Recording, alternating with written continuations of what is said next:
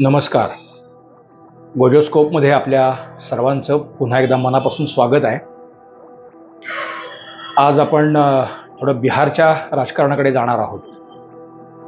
तिथं कारण घडामोडींचा एक टप्पा नुकताच पार पडलेला आहे आणि त्यात ज्या पद्धतीनं राजकारण अनफोल्ड होतंय त्यातला एक वेगळा भाग जो माझ्या अभ्यासांती मला लक्षात आला आहे, तर तो आज या निमित्ताने मांडायचा माझा प्रयत्न आहे. बिहारचं राजकारण आपल्याला सगळ्यांना माहिती आहे की जातीपातीचं राजकारण म्हणजे बिहारचं राजकारण, आणि तिथे ते कोणीही लपवत नाहीत.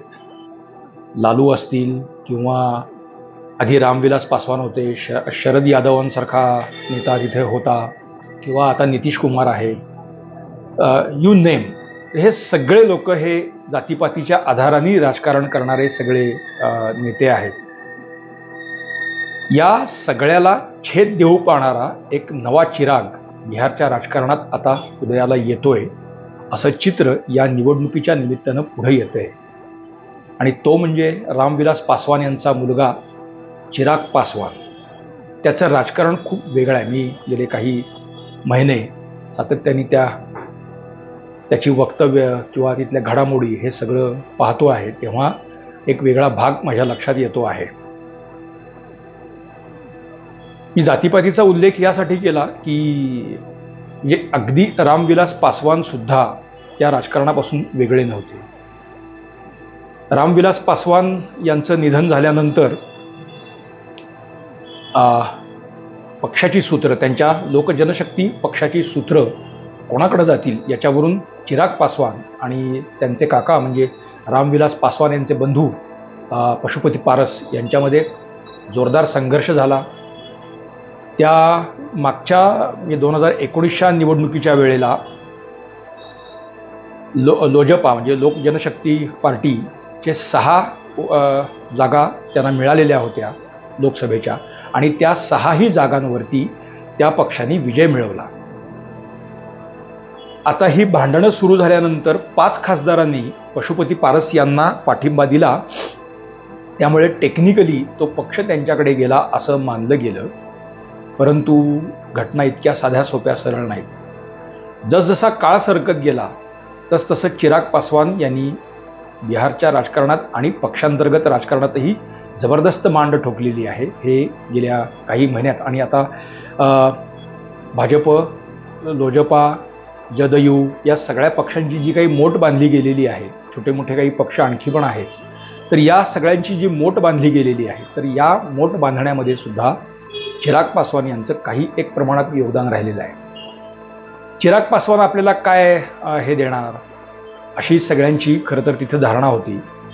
लालू प्रसाद यादव असतील, नितीश कुमार असतील, पशुपती पारस असतील, किंवा अगदी बिहारमधले आता भाजपचे काही नेते जे आहेत, आता उपमुख्यमंत्री सम्राट चौधरी आहे किंवा कुशवाहा जे आहे, तर ह्या सगळ्यांनी या चिराग पासवानला जवळपास मोडीत काढलेलं होतं.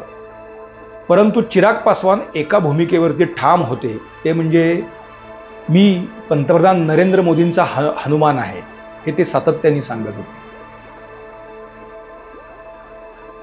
2024च्या निवडणुकीसाठी आपण म्हणू ती अट भाजप मान्य करेल अशा धारणेत हे पशुपती पारस म्हणजे चिराग यांचे काका होते. आपण करू ती मोडतोड अशी नितीश कुमार यांची धारणा होती. या सगळ्याला अतिशय सुंदर पद्धतीने छेद या चिराग पासवाननी आत्ता या युतीच्या वेळेला दिला. हाजीपूर हा रामविलास पासवान यांचा पारंपरिक मतदारसंघ, शेजारचा नवादा असेल, सीतामढी असेल, वैशाली असेल, तर अशा 5-6 जिल्ह्यांमध्ये पासवान यांना मानणारा एक मोठा वर्ग आहे. अर्थात ते दलित, पिछडे वगैरे वगैरे ते जे सगळे समीकरण ते आहे, तर ते सगळं या जिल्ह्यांमध्ये मोठ्या प्रमाणावरती आहे. रामविलास पासवान यांनी तो सगळा मतदार कायम आपल्याबरोबर ठेवलेला होता. आणि रामविलास पासवान गेल्यानंतर चिराग पासवान यांनी कुठेही म्हणजे पक्षांतर्गत संघर्ष झाला.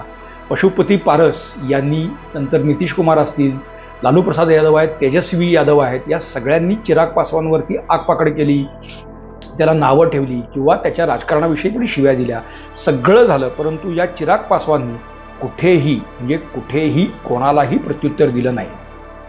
2014 असेल आणि नंतर 19च्या वेळेला जेव्हा भाजप आणि जदयू अशी लोकजनशक्ती पार्टी यांच्यात काही सामंजस्य व्हावं यासाठी धडपड होती आणि रामविलास पासवान त्यावेळेला खूप प्रयत्न करत होते, परंतु त्यावेळेला भाजपच्या नेतृत्वाने त्यांना तितकी साथ दिली नाही. पण ते चिराग पासवान यांनी साध्य करून दाखवलं. ती भूमिका चिराग पासवान यांनी कुठेही सोडली नाही आणि आत्ता सुद्धा विपरीत काल त्यांच्यासाठी असतानाही ते शांत राहिले. आत्ता सीट शेअरिंगमध्ये फॉर्म्युले जे काही सगळे आम्हाला हे हवं ते हवं, तर याच्यामध्ये सीतामढी आहे, हाजीपूर हा पारंपरिक मतदार आहे, वैशाली आहे. तर असे काही जिथे या पक्षाचा गड असा मानला जातो त्या मतदारसंघामध्येच आपल्याला ते मतदारसंघच आपल्याला मिळावे असा डाव नितीश कुमार यांनी टाकलेला होता. पण चिराग पासवान बदले नाहीत. आत्ता गेल्या काही दिवसांपूर्वी अचानकच नितीश कुमार लंडनला गेलेले होते. तर ते जाण्यापूर्वी त्यांनी हाजीपूरमध्ये चिराग पासवाननी हाजीपूरमध्ये एक मेळावा मोठा घेतला. पण त्यावेळेला लोकांचा समज झाला की त्यांचा पारंपरिक गड असल्यामुळे तिथे लोक येणारच. पण ज्या वेळेला हे नितीश कुमार लंडनला गेले तर 4 दिवसांनी वैशालीमध्ये चिराग पासवान यांनी असाच मेळावा घेतला आणि हाजीपूरपेक्षा सुद्धा कल्पनातीत अशी गर्दी त्या मेळाव्याला झाली. ती इतकी गर्दी होती. आणि सगळ्यात महत्त्वाचं म्हणजे आता हल्ली सभा समारंभांना पैसे देऊन माणसं आणायची प्रथा आहे, ती सर्वच पक्षांमध्ये आहे, त्याला कोणीही अपवाद नाही. पण वैशाली आणि तिथला हा मेळावा आहे त्याला संपूर्ण अपवाद होता. लोक आपणहून तिथे येत होती आणि तो जो माहोल होता तो माहोल इतका जबरदस्त होता की नितीश कुमार यांनी दौरा अर्धवट सोडला लंडनचा आणि ते ताबडतोब इथं पुन्हा आले, पाटण्याला परतले. त्या म्हणजे नवादा आहे, वैशाली आहे, हाजीपूर आहे, सीतामढी आहे, असे 4 मेळावे चिराग पासवाननी घेतले. सगळ्यात महत्त्वाची गोष्ट चिराग पासवाननी आत्ता जी भाषणं केली ती मुळात ऐकण्यासारखी आहे. त्यांनी या प्रस्थापित राजकारण्यांवरती टीका केली का? टीका जबरदस्त केली, परंतु अतिशय सभ्य शब्दामध्ये ती केली. बिहारच्या राजकारणात असं काही म्हणजे आपल्याला आठवत असेल काहीच दिवसांपूर्वी पाटण्यात जी काही इंडी गठबंधन नावाची जे घमंडियांची जी काही बैठक तिथे झाली आणि त्यात लालू प्रसाद जे काही बोलले पंतप्रधानांच्या परिवाराच्या अनुषंगाने, म्हणजे हे काही फार आपल्याला जुनं नाही आहे. तर हे लक्षात घेता पासवान त्याला कसं उत्तर देणार याच्याविषयी उत्सुकता होती. पण एकाही सभेमध्ये चिराग पासवान यांची जीभ घसरली नाही. त्यांनी मुळात नितीश कुमारांचं नावही घेतलं नाही, युती आघाडी आमकं तमकं हे काहीच केलं नाही. पण त्यांनी एकच सांगितलं की ही भूमिका त्यांनी सोडली नाही, मी पंतप्रधानांचा हनुमान आहे आणि विकासासाठी मी उभा आहे. आता चिराग पासवान यांनी सीतामढीमध्ये अयोध्येच्या धर्तीवरती सीतामातेचं मंदिर बांधावं म्हणून आराखडे पण तयार केलेले आहेत. म्हणजे तिथे जर मोठ्या प्रमाणावरती असं मंदिर तयार झालं तर सीतामढी हा अर्थात पूर्व भागात, बिहारच्या पूर्व भागातला हा एक मागास सगळा असा जो भाग आहे त्यापैकी तो जिल्हा, ते ठिकाण आणि सीतेचं जन्मस्थळ म्हणून ते सांगितलं जातं. तर तिथे सीतामातेचं मंदिर जर झालं तर बिहारमध्ये सुद्धा पर्यटनाला मोठ्या प्रमाणावर चालना मिळेल, बिहारी तरुणांच्या हाताला काम मिळेल. म्हणून असे प्रकल्प राज्यात झालेच पाहिजे यासाठी मी आग्रही आहे आणि त्यासाठी मी वाटेल तितका वेळ खर्च करायला तयार आहे, परंतु पंतप्रधानांकडून मी हा प्रकल्प मंजूर करूनच आणेन, इतकी ठाम भूमिका त्यांनी या सगळ्या मेळाव्यामध्ये घेतली. प्रत्येक ठिकाणी या सगळ्या मेळाव्यांमध्ये, या 4-5 मेळाव्यांमध्ये बोलताना चिरागच्या भाषणांमध्ये कुठेही जातीपातीचा उल्लेख नाही, धर्म असाही उल्लेख त्यांनी फारसा केला नाही. पण ते सांगताना बिहारच्या मुलांना काम मिळालं पाहिजे, बिहारचं प्रचलित राजकारण बदलायचं असेल तर जातीपातीच्या पुढे येऊन किंवा तो विचार बाजूला ठेवून आर्थिक विकासाची धोरणं आपल्याला राबवावी लागतील आणि त्यासाठी मी सातत्याने पंतप्रधानांकडे पाठपुरावा करेन, इतकी निसंदिग्ध भूमिका ही चिराग पासवान यांनी या 4-5 मेळाव्यांमध्ये मांडली. आणि हे जे बदलतं स्वरूप आहे, हेच स्वरूप हे तेजस्वी यादव असतील किंवा लंडनला गेलेले नितीश कुमार असतील त्यांच्या छातीत धडकी भरवणारे हे सगळी भाषणं होती. त्यांनी जी भूमिका मांडली, पण तिथे कुठल्याही स्वरूपाची हुल्लडबाजी नाही. पण चिराग ज्या पद्धतीनं त्या सगळ्या गोष्टी सांगत होते त्याला मिळणारा प्रतिसाद हा खूप सकारात्मक होता. बरं, हे चिराग आत्ता बोलतायत अशातला भाग नाही. जवळजवळ 2014-15 पासून चिराग यांच्या भूमिकेमध्ये हे सातत्य कायम दिसले आहे.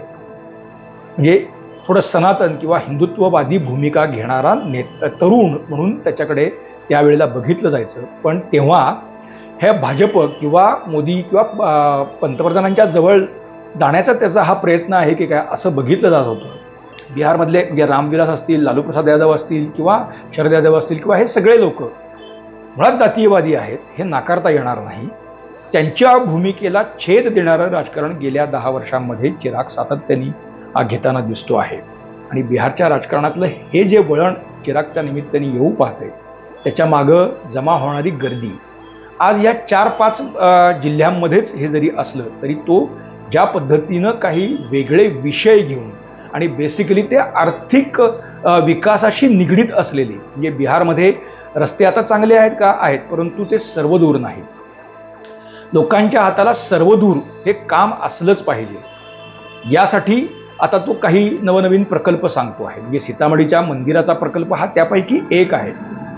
परंतु शेतीतल्या काही सुधारणा या बिहारमध्ये अजून पूर्णांशाने राबवल्याच गेल्या नाहीत हे त्याचं मुळात म्हणणं आहे. म्हणजे ज्या प्रमाणात तिथे शेती उत्पादन होतं, म्हणजे शेतमाल तयार होतो, परंतु तो निर्यातीसाठी तिथे फॅसिलिटीज नाहीत. त्या फॅसिलिटी आमच्याकडे आल्या पाहिजेत. आता असे जे लोकांच्या जिव्हाळ्याचे ठरू शकतात असे विषय घेऊन सातत्याने त्याची मांडणी करणारा हा बिहारमधला एक वेगळा नेता आहे, म्हणून त्याच्याकडे बघावं लागेल. असा चिराग यांच्यासारखा माणूस भाजप बरोबर आता आलेला आहे. बरं, 4-5 मतदारसंघ हे म्हणजे हे जे 4-5 जे काही जिल्हे आहेत, पण असे बिहारमधल्या अन्यही जिल्ह्यांमध्ये त्यांना मानणारा काही ना काही प्रमाणात एक वर्ग हा अन्य ठिकाणी सुद्धा आहे. आता बिहारमधल्या सीट शेअरिंगमध्ये भाजपला 17, नितीशांच्या JDUला 16 आणि चिराग पासवान यांना 5 जागा आहेत आणि बाकीच्या जागा या छोट्या छोट्या पक्षांना 1-2 अशा दिलेल्या आहेत. आता भाजप पुढे यात सगळ्यात महत्त्वाची गोष्ट अशी की या 5ही जागा तिथे सक्षम उमेदवार येतील, त्यांचा विजय होईल वगैरे जे काय असेल ते नंतर. पण भाजप पुढे आता एक दुसरा इथे अडचण अशी आलेली आहे की एक म्हणजे राम मंदिर आणि मोदी वेव हा बिहारमध्ये आता जाणवणारा सगळ्यात मोठा घटक आहे. तर याच्यावर स्वार होऊन आपल्याला उमेदवारी मिळावी म्हणून भाजपमध्ये अन्य ठिकाणी आता अंतर्गत कुरबुरी सुरू झालेली आहे. त्या कुरबुरी कशा रोखायच्या आणि उमेदवारी दिल्यानंतर आपला उमेदवार योग्य पद्धतीने निवडून आला पाहिजे. योग्य पद्धतीने इन द सेन्स की पक्षांतर्गत जी कुरघोडीची राजकारण आहे त्याला तिथल्या तिथे आळा बसून आपला माणूस निवडून आणणं ही आता भाजप पुढची बिहारमधली एक डोकेदुखी असणार आहे. आत्ता मोठ्या प्रमाणावरती ते आपल्याला जरी दिसत नसलं तरी सुद्धा कुशवाहा असतील किंवा सम्राट चौधरी किंवा त्यांच्या भूमिका याच्यातून ते आता हळूहळू दिसायला लागलेला आहे. त्यामुळे तोही एक भाग असणार आहे. हे जे घमंडी आघाडी जी आहे म्हणजे काँग्रेस, लालू प्रसादांचा पक्ष आहे, डावे पक्ष आहे, तिथे विशेषतः माकपसारखा पक्ष आहे, तर तिथे त्यांच्या जागा कोणाही कुठल्या घ्यायच्या याच्यावरूनच अजून मारामाऱ्या संपलेल्या नाही. किशनगंज इथं हा मुस्लिम बहुल असा मोठ्या प्रमाणावरचा एक मतदारसंघ आहे. तिथे आपण विजयी होऊ शकतो ही खात्री माकपलाही आहे, ती काँग्रेसलाही आहे आणि लालू प्रसादांच्या पक्षाला सुद्धा ती खात्री आहे. त्यामुळे तो मतदारसंघ आम्हालाच मिळावा म्हणून त्यांची धडपड सुरू आहे. लोकसभेच्या माजी सभापती मीरा कुमार यांचा जो सासाराम मतदारसंघ आहे तर तो मतदारसंघ आम्हालाच हवा असा हट्ट काँग्रेसनं धरला आहे. पण लालू प्रसादांनी ती जागा सोडायला नकार दिलेला आहे. त्यामुळे तोही त्यांचा एक कंटेन्शियस इश्यू आहे. बिहारमधला औरंगाबाद मतदारसंघ ही काँग्रेस मागत आहे, परंतु तिथं ते देण्याची शक्यता दिसत नाहीये, कारण तिथे कदाचित लालू प्रसादांच्या मुलीला उमेदवारी दिली जाण्याची शक्यता आहे. कारण तिथे पुन्हा MY समीकरण जे आहे मुस्लिम आणि यादव, तर त्या बळावरती तो मतदारसंघ आपण जिंकू शकू याची खात्री लालू प्रसाद यांना आहे. त्यामुळे तिथं त्यांच्या मुलीला कदाचित उमेदवारी दिली जाण्याची शक्यता आहे. अर्थात त्यांच्या कुटुंबातल्या अजून दोघांना उमेदवारी द्यायचा प्रयत्न सुरू आहे. त्यासाठी योग्य MY समीकरणातनं ती जागा आपल्याला सुटेल अशा पद्धतीच्या मतदारसंघांची चाचपणी सुरू आहे. त्यामुळे एकीकडे भाजप, JDU, लोजपा वगैरे या सगळ्या पार्टींचं सीट शेअरिंग झालं, कोणी कुठली जागा लढवायची ते सगळं झालं. आता पक्षांतर्गत उमेदवारही बऱ्यापैकी त्यांचे निश्चित होत आहेत.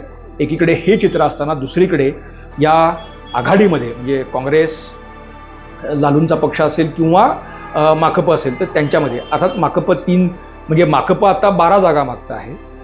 तेवढ्या जागा देण्याची तयारी लालू आणि काँग्रेस यांची अजिबात नाही. काँग्रेसला पण 15 जागा हव्या आहेत, पण तेवढ्या जागा सोडण्याची तयारी लालूही दाखवत नाहीत. त्यामुळे कोणी किती जागा घ्यायच्या हा संघर्ष एकीकडे आणि त्यातल्या कुठल्या जागा घ्यायच्या याच्यावरूनही संघर्ष तिथं अद्याप थांबलेला नाही आहे. त्यामुळे एकीकडे एकांची स्पर्धा ही वेगळ्या टप्प्यावर पोचली आहे आणि दुसरीकडे मात्र अजून स्पर्धकच तयार होत नाहीत. असं काहीतरी विचित्र चित्र बिहारमध्ये आत्ता दिसतं आहे. परंतु ज्या पद्धतीनं चिराग पासवान काही नवे मुद्दे, ते विशेषतः आर्थिक विषयाचे मुद्दे घेऊन तरुणांना आकर्षित करतायत, ते मात्र या पुढच्या काळामध्ये बिहारच्या राजकारणाला जातीपातीच्या राजकारणापासून थोडंसं बाजूला करण्यासाठी एका तरुण नेत्यांनी घेतलेला प्रयत्न म्हणून आपण बघायला हरकत नाही. पंतप्रधान नरेंद्र मोदी आहेत किंवा त्यांची सगळी टीम आहे, तर ती अशा स्वरूपाच्या काही योजना राबवण्यासाठी सगळ्याच राज्यांमध्ये प्रयत्न करत आहेत. चिरागसारखा एखादा नेता जर असं काही घेऊन येणार असेल तर त्याला पुढच्या काळामध्ये केंद्रातून बळ मिळणार हे नक्की आहे. त्यामुळे चिराग यांच्या राजकारणाला आता मोठ्या प्रमाणावरती चालना मिळेल आणि ती दिली पण जाईल अशी चिन्ह आत्ता दिसत आहेत. म्हणून बिहारच्या राजकारणातला हा नवा चिराग आपण नीट बघायला हवा असं मला वाटतंय. मित्रांनो, आजचं माझं विश्लेषण आपल्याला कसं वाटतंय आम्हाला आवर्जून सांगा. तुमच्या सूचनांचं स्वागत आहे. लाईक करा, शेअर करा, सबस्क्राईब करा. बोजोस्कोप. धन्यवाद.